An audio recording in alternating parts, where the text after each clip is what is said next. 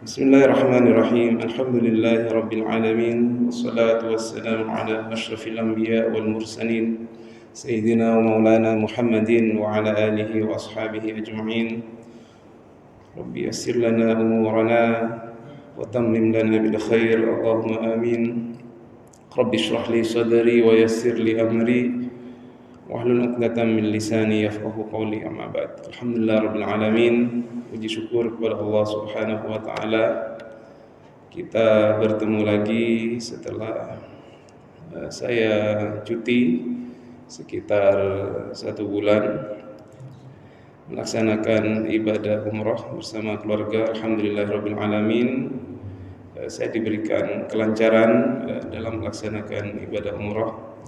Mudah-mudahan jamaah sekalian yang hadir di sini beserta keluarga dimudahkan oleh Allah Subhanahu wa taala untuk melaksanakan ibadah haji dengan waktu yang ditentukan. Semoga cepat berangkat. Kalau mungkin tidak bisa melaksanakan ibadah haji, mudah-mudahan dimudahkan oleh Allah Subhanahu wa taala untuk lebih dahulu melaksanakan ibadah umrah. Amin Allahumma amin.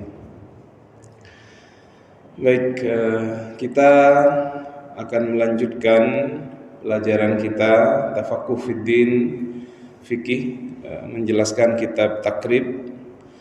Terakhir kita sudah membahas tentang rukun-rukun salat yang ada 18 ya. Di mana kita jelaskan kemarin bahwasanya salat ini adalah yang sangat penting untuk kita pelajari, karena nanti di akhirat itu yang pertama kali dihisab oleh Allah Subhanahu wa taala adalah salatnya. Kalau salatnya sudah betul, insyaallah amal-amal yang lain akan ikut. Maka salat ini menjadi tolak ukur. Nah, makanya bagi kita umat muslim, salat itu harus sah. Artian dia harus sesuai dengan tuntunan Nabi Muhammad sallallahu alaihi wasallam. Jadi ibadah itu secara umum diterima oleh Allah Subhanahu wa taala karena 2 hal. Yang pertama, dia adalah ikhlas lillahi taala. Maka kalau ikhlas lillahi taala itu diterima oleh Allah Subhanahu wa taala. Yang kedua adalah ittiba. Ittiba itu mengikuti Nabi Muhammad sallallahu alaihi wasallam. Jadi pernah suatu saat Nabi berada di masjid beliau, Masjid Nabawi itu. Kemudian ada sahabat yang sholat, dilihat oleh Nabi Muhammad SAW. Ketika selesai sholat, Nabi bilang, ulangi sholat kamu. Diulangi sama dia, sholat lagi. Selesai sholat, Nabi bilang, ulangi sholat kamu. Diulangi lagi. Sampai 3 kali Nabi bilang, ulangi sholat kamu. Sampai dia 3 kali sholat, disuruh ulang oleh Rasulullah SAW. Kemudian sudah 4 kali disuruh ulang lagi sama Rasulullah. Kemudian dia jawab, ya Rasulullah, saya sudah nggak tahu lagi. Ini sholat yang saya tahu ya seperti ini. Akhirnya beliau dijelaskan oleh Nabi, begini caranya sholat. Diajarkan oleh beliau, baginda Nabi Muhammad SAW. Cuman memang di Indonesia ini agak kita harus mengedepankan dalam menegur orang itu bil hikmah wal mau'izatil hasanah, begitu. Karena kalau orang Indonesia itu hatinya sangat lembut. Ketika dia salah dalam sholat, kemudian kita tegur dia dan tidak berkenan di hatinya, itu bukan dia malah menerima, bisa nggak datang lagi ke masjid. Orang Indonesia seperti itu.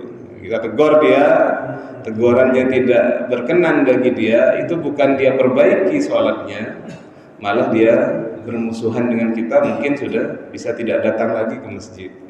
Nah, begitu. Maka cara menegur ini harus bil hikmah wal mau'izatil hasanah, seperti yang dicontohkan oleh Sayyidina Hasan dan Husain, cucu baginda Nabi Muhammad SAW. Suatu saat ada orang tua, dia berwudu tetapi tidak sesuai dengan cara yang diajarkan oleh Rasulullah SAW. Tidak sah wudunya. Akhirnya Sayyidina Hasan dan Husain bilang sesamanya, bagaimana cara kita menegur orang itu tanpa kita menyakiti hatinya. Akhirnya mereka berpikir, gimana caranya ya? Oh gini saja. Akhirnya mereka buat cara. Sayyidina Hasan atau Husain salah satunya berwudu, kemudian bilang kepada bapak tua itu, wahai bapak, ini kami sedang berdebat. Saudara saya ini sedang berwudu, tapi menurut saya wudunya salah, tidak sah. Apa Anda bisa menjadi hakim di antara kami? Oh, monggo katanya. Akhirnya berwudulah Sayyidina Hasan itu dengan wudu yang sempurna, dengan wudu yang bagus. Karena dengan cara yang hikmah, bil hikmah wal mau'izatil hasanah, orang tua tadi ketika ditanya, bagaimana Bapak wudu saudara ini saya, betul apa tidak, sah apa tidak? Oh, wudunya betul, saya yang salah wudunya gitu. Dia sadar sendiri, dia tidak marah, tapi merasa bahwasanya wudunya yang salah. Cara-cara seperti ini yang mungkin perlu agak mikir gitu ya, gimana orang ketika salah ditegur tetapi dia tidak merasa sedih, tidak kemudian seperti orang Indonesia ditegur sekali langsung sudah nggak sholat sekalian. Nah ini yang kemudian ingin kita lakukan, berusaha bagaimana sholat kita betul, dan ini upaya kita. Adapun terakhir ikhlas atau tidaknya, diterima atau tidaknya, itu Allah Subhanahu wa taala yang berhak menerima atau tidak ibadah kita. Tapi ini yang kemudian dirangkum oleh ulama berdasarkan contoh yang diajarkan oleh baginda Nabi Muhammad sallallahu alaihi wasallam. Nah, kita lanjutkan. Kalau kemarin kita belajar tentang rukun-rukun salat yang ada 18 yang harus kita laksanakan, dan ketika rukun ini tidak dilaksanakan maka salat kita tidak menjadi sah ya. Sekarang kita bahas tentang sunnah-sunnahnya salat. Halaman 11 di pertengahan itu. Bismillahirrahmanirrahim. Qala al-musannifu rahimahullahu taala wa nafa'ana bihi wa bi ulumihi wa maddana bi madadihi wa hafadha alaina bi barakatihi wa asrarihi fid dharain amin. Wa sunanuha qabla ad-dukhuli fiha syai'ani. Al-adhan wal iqamatu wa ba'da ad-dukhuli fiha syai'ani at-tashahhudu al-awwalu wal kunutu fi subhi wa fil witri fi nisfi tsani min syahri Ramadan ila akhirih. Wa sunanuha, adapun sunnah-sunnahnya salat, qabla ad-dukhuli fiha, sebelum kita masuk fiha dalam salat itu, syai'ani, ada dua hal. Sunnah kita lakukan sebelum kita melaksanakan sholat, ada dua hal. Apa itu? Al-adhanu, yang pertama adalah adhan, wal iqamatu, dan iqamah. Nah, makanya walaupun kita misalkan tidak sholat di masjid, tapi sholat hanya bersama istri, sholat bersama anak, maka disunnahkan kita juga melakukan iqamah. Iqamah itu seperti yang kita ketahui itu, Allahu Akbar, asyhadu an la ilaha illallah. Seperti adzan, cuman tidak diulang-ulang. Seperti yang kita kenali, itu dibaca begitu. Karena itu adalah syiar bahwasanya salat akan dimulai. Adzan dan iqamah ini khusus kepada salat-salat fardu.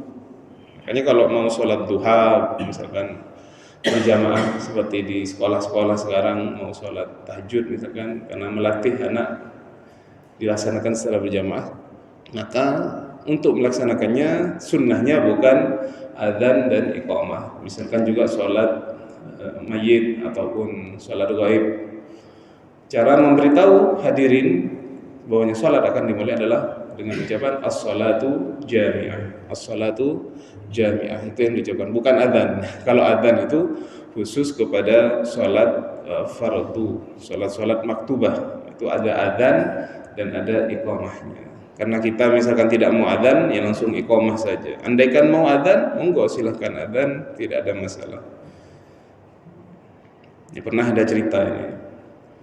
Jadi seorang ulama besar dari Hadramaut, dari Tarim, Yaman itu, bernama Al-Habib Umar bin Hafid, yang sering datang ke Indonesia itu, dikisahkan oleh muridnya itu pernah melakukan perjalanan menggunakan pesawat, sedang mau kemana begitu beliau. Dalam pesawat tentunya ada muslim, ada non muslim, tetapi beliau mungkin melihat waktu walaupun di atas pesawat. Akhirnya kata muridnya itu, ketika pas masuk waktu sholat, akhirnya Habib Umar itu langsung adzan, Allahu Akbar sendirian dalam pesawat. Gak ada rasa minder, gak ada rasa takut, dikeraskan suaranya, Allahu Akbar. Akhirnya terdengarlah suara lantunan adzan di pesawat itu, dan langsung beliau melaksanakan sholat begitu ya. Ini bentuk syiar ya, bentuk syiar dari beliau terhadap orang-orang, mungkin murid atau siapa yang ada dalam pesawat itu, bahwasanya sudah masuk waktunya sholat. Baik, itu yang pertama adalah al-adzan dan iqamah, al-adzan dan iqamah. Kemudian wa ba'da ad-dukhuli fiha syai'ani. Adapun sunnah setelah kita masuk melaksanakan salat ada dua saja. Yang pertama at-tasyahhudul awwalu wal kunutu. Yang pertama adalah at-tasyahhud awal. Jadi tasyahhud awal atau tahiyat pertama itu adalah sunnah. Andaikan kita lupa untuk mengerjakannya, maka disunnahkan kita untuk sujud sahwi. Jadi sunnah yang dua ini termasuk juga dalam madhab Syafi'i. Andaikan kita lupa melaksanakan kunut, disunnahkan kita untuk sujud sahwi.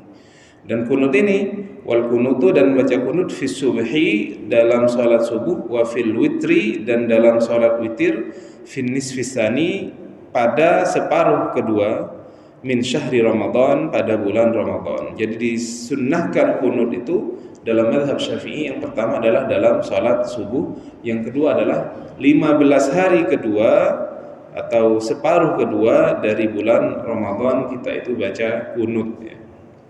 Jadi kunut ini di sini adalah sunnah dalam mazhab Syafi'i. Andaikan kita lupa mengerjakannya, maka kita disunnahkan untuk sujud sahwi. Nah, sujud sahwi ini adalah sujud karena lupa, sujud karena lupa. Jadi sujud yang dilaksanakan pas sebelum kita salam. Yaitu caranya kita sujud Allahu Akbar dan membaca subhanalladzi la yanamu wa la yashu. Begitu bacaannya. Maha suci Allah yang tidak tidur dan tidak lupa, artinya gitu. Allahu Akbar 2 kali, baru setelah itu Assalamualaikum warahmatullahi. Itu namanya sujud sahwi. Ada bermacam-macam sujud ya jemaah sekalian. Ada namanya sujud tilawah. Nah, ini sujud tilawah ini sujud ketika kita membaca ayat-ayat yang ada tanda sajadahnya. Biasanya dalam Al-Qur'an itu ada seperti gambar kubah begitu di akhir ayat. Itu di Indonesia kebanyakan orang hanya membaca subhanallah walhamdulillah wala ilaha illallah wallahu akbar ketika sampai pada ayat sajadah itu. Disunnahkan juga sebenarnya adalah sujud baik di luar sholat ataupun di dalam sholat. Nah, orang Indonesia karena di sini mainnya kulhu terus, mainnya kulhu gitu. Akhirnya ayat-ayat yang ada sejadahnya itu jarang dibaca. Ini akan Anda rasakan ketika imamnya adalah orang yang hafid, kemudian yang dibaca adalah ayat-ayat yang kemudian tepat mengenai sajadah. Ini kemudian sering salah jamaah.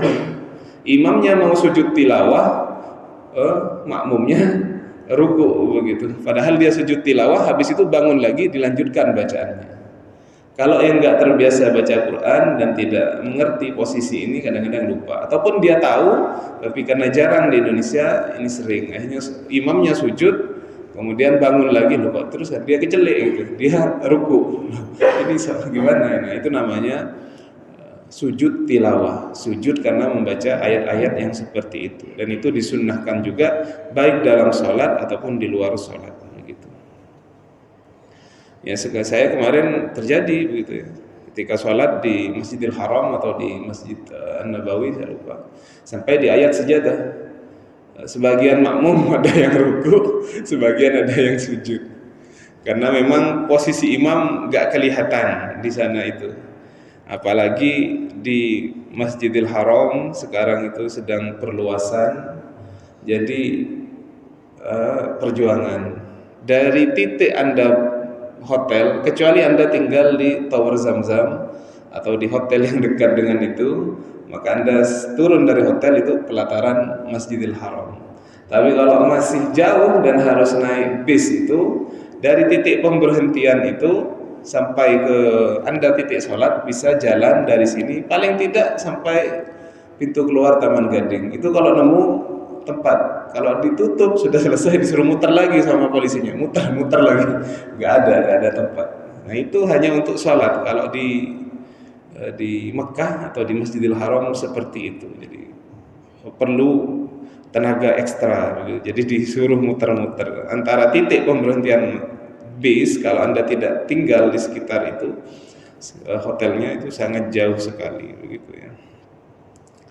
Baik, itu yang disebut dengan sunnah setelah masuk, yaitu membaca tasyahud. Jadi kalau lupa tidak tasyahud awal atau tahiyat yang pertama itu, at-tahiyatul mubarakatuh shalawatut thayyibatu lillah, itu sunnah. Jadi andaikan ditinggalkan itu tidak membatalkan sholat. Andaikan kita lupa membacanya, maka disunnahkan kita untuk sujud sahwi. Begitupun juga dengan kunut. Jadi kunut ini posisinya adalah sunnah. Andaikan kita sholat dan imam kita tidak membaca kunut, sholatnya tetap sah. Sholatnya tetap sah seperti yang terjadi di Masjidil Haram. Mereka di sana banyak bermadhab Hambali. Dalam madhab Hambali mereka tidak kunut. Makanya kita sholat, imamnya tidak baca kunut dan sholat kita tetap sah. Bagaimana menyikapi kunut itu? Yaitu kita mengikuti dari imam kita. Imamnya kunut, ikut kunut. Imamnya nggak kunut, ya diikuti saja imam. Karena imam itu adalah untuk kita ikuti, begitu ya. Dan sholatnya tetap sah. Tapi mayoritas madhab yang ada di Indonesia adalah madhab Syafi'i, sehingga ketika kita kunut, kita melaksanakan sunnah ini, andaikan lupa tidak kunut, maka disunnahkan untuk sujud sahwi, begitu. Baik, itu namanya sunnah ab'ad ya. Kemudian ini ada namanya sunnah hayat.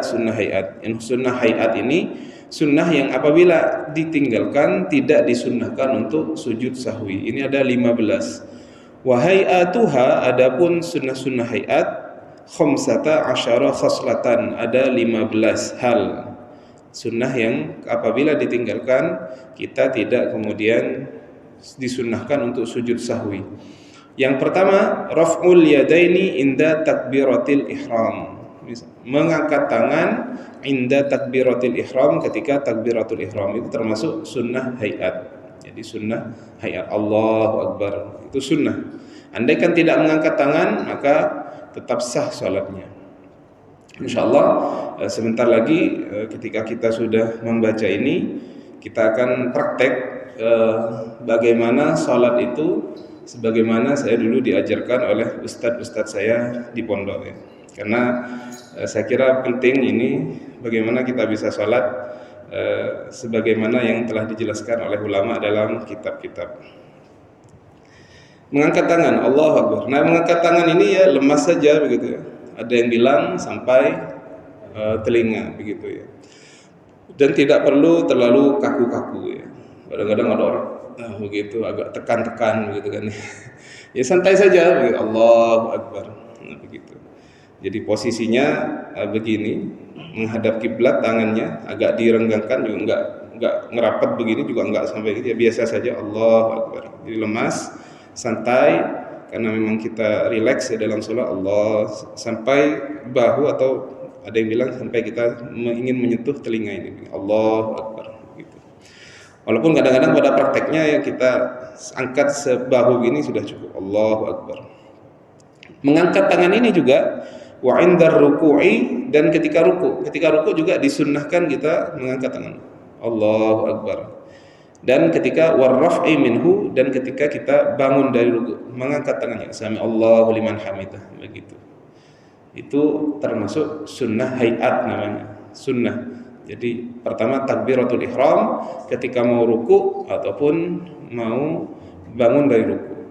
Adapun kadang-kadang ada yang aneh-aneh ya, kita lihat sujud dia mau sujud gitu masih ada kadang-kadang seperti itu, mau sujud. Tapi dalam mazhab Syafi'i tidak seperti itu. Kita mau sujud tidak usah Allah, nggak ada.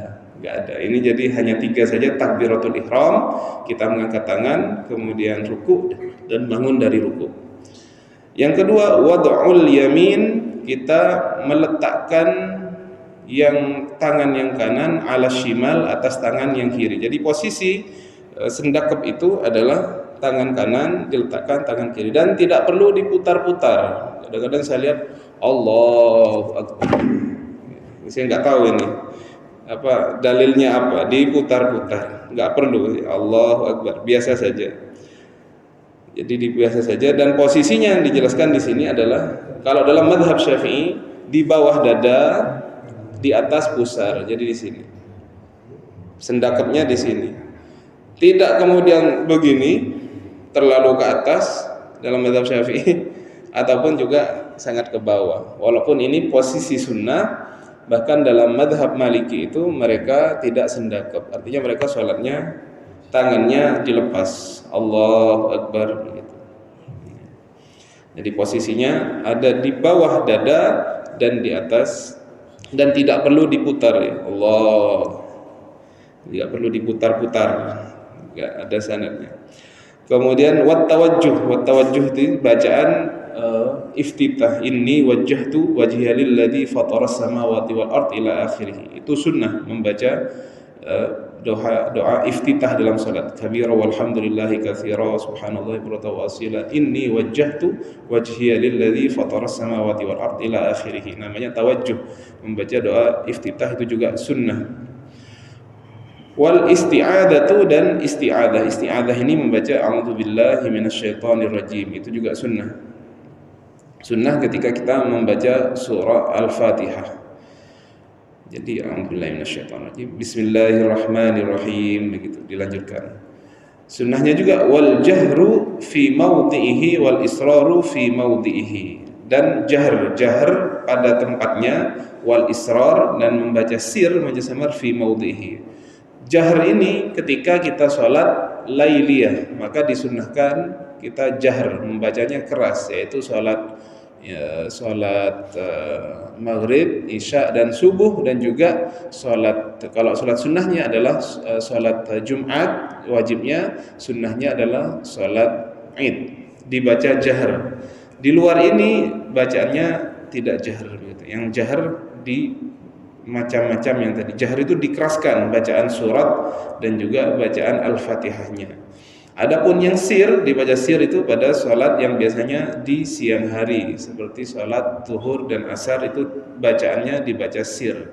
Sir ini dalam artian yang mendengar hanya diri kita sendiri, yang mendengar, karena bacaan sholat itu harus dibaca, bukan ditaruh dalam hati ataupun hanya qomat kamit tanpa ada bacaannya.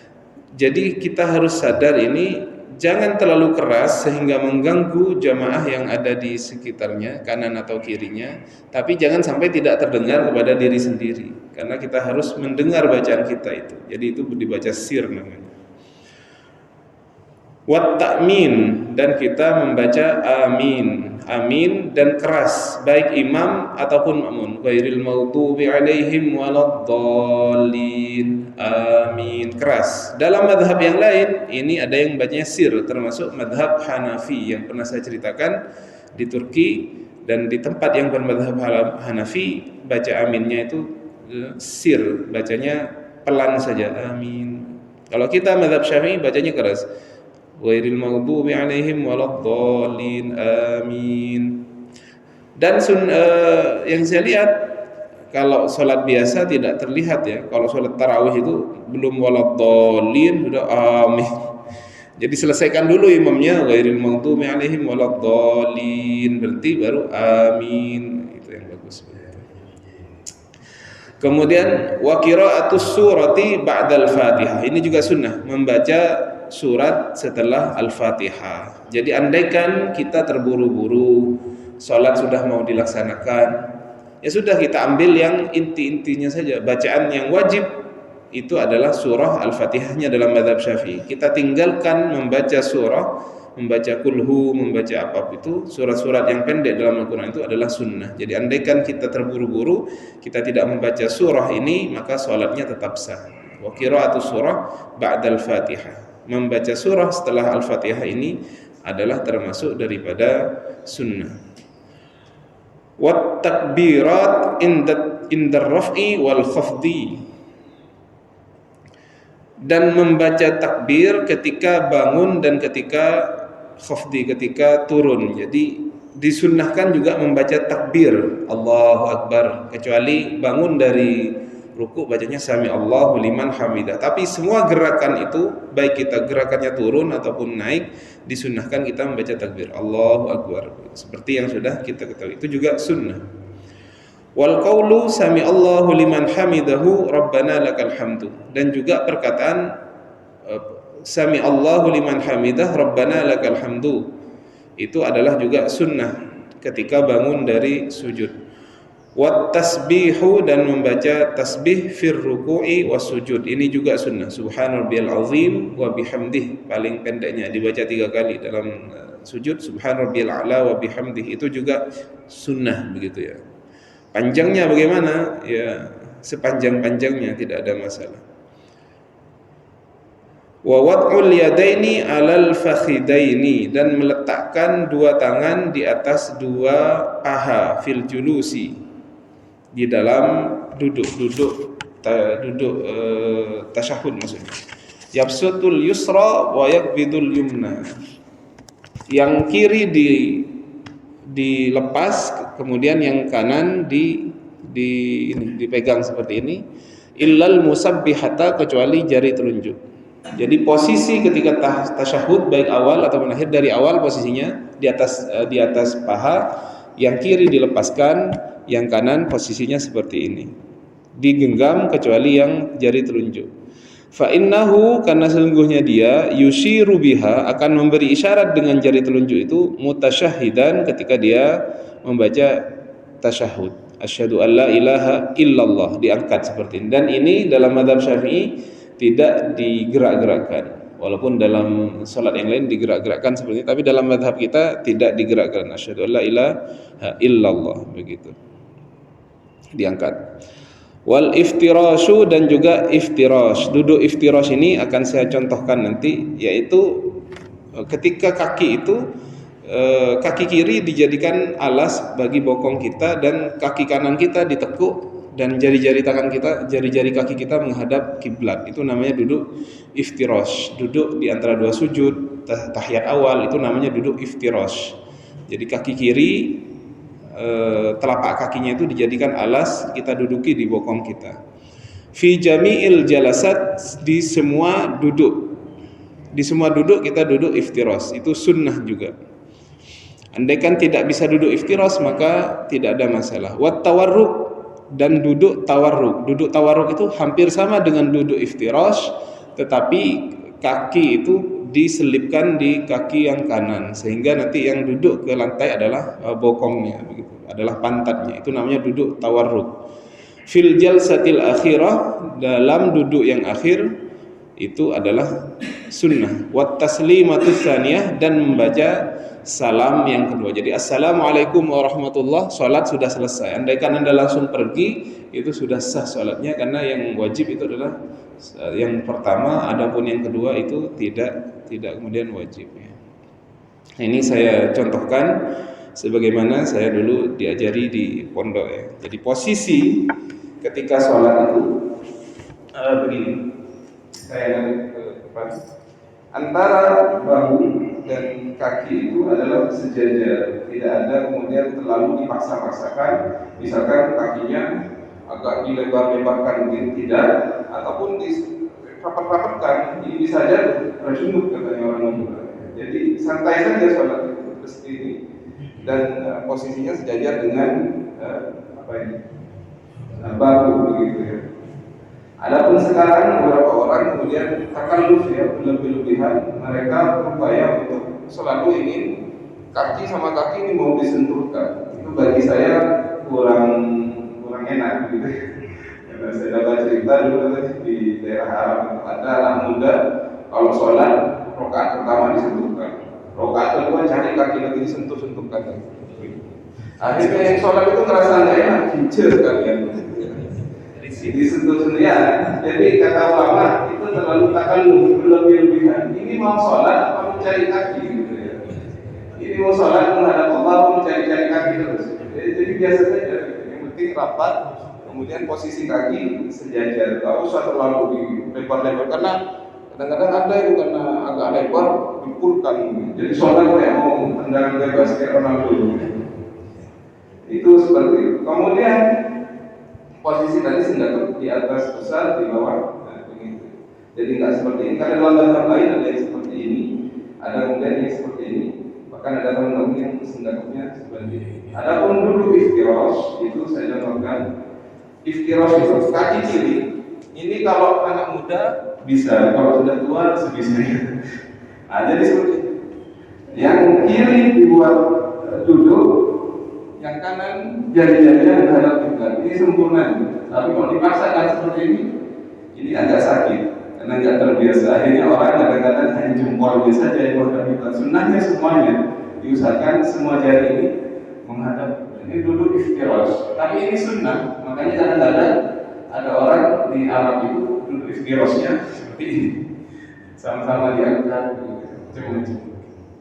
Termasuk juga khususnya orang Indonesia adalah duduk tawarruk, sama dengan iftirosh, tapi kemudian posisi kaki kiri dimasukkan seperti ini juga sunnah. Yang banyak melakukan ini adalah orang Indonesia karena badan kita tidak terlalu besar kayak orang Arab. Mereka itu pahanya besar gitu ya, badannya besar, akhirnya jarang melakukan duduk tawarruk. Tapi ini duduk yang paling bagus karena duduknya sahabat di depan Nabi Muhammad SAW itu adalah duduk tawarruk. Jadi duduk apa ya? Atempo katanya orang Madura. Itu duduknya sahabat seperti itu. Apalagi kita menghadap Allah Subhanahu Wa Taala.